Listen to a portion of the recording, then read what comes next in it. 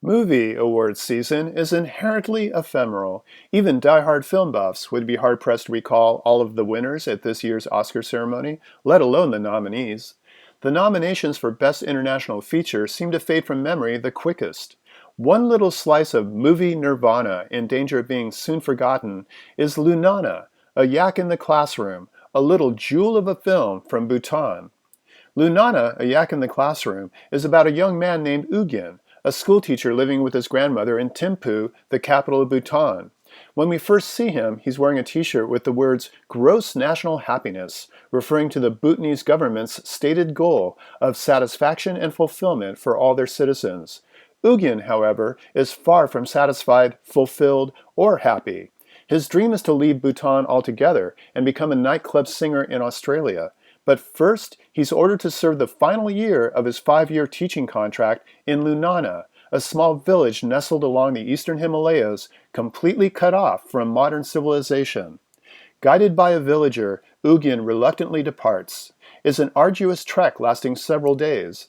Along the way, he encounters various mountain dwellers, struggles with inappropriate footwear, and gets his first taste of life as a Highlander. When he finally arrives at Lunana, he's dismayed to discover a community of yak herders and their families living completely off the grid with no electricity or creature comforts. Even though the entire village greets him with reverence, his initial impulse is to leave. But that's before he meets the eager-to-learn children.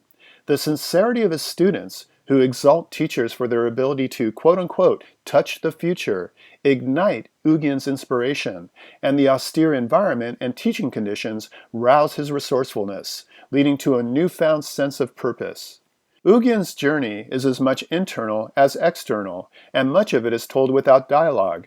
During the first part of his adventure, he listens to music on headphones from his iPod, deliberately tuning out the world around him.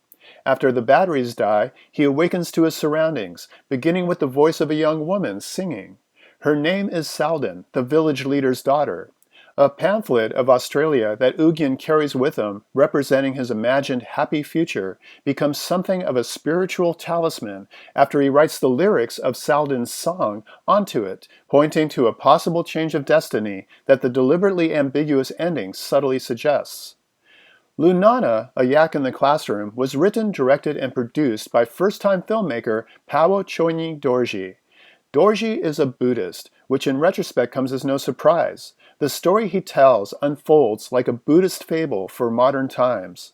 His simple style of filmmaking takes full advantage of the stunning environments and actual residents of Lunana in a way that feels effortless, creating a contemplative ambiance completely devoid of a musical score telling us how to feel.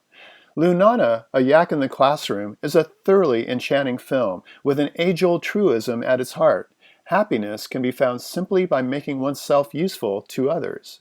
For KSQD's Film Gang, this is Paul Koneski.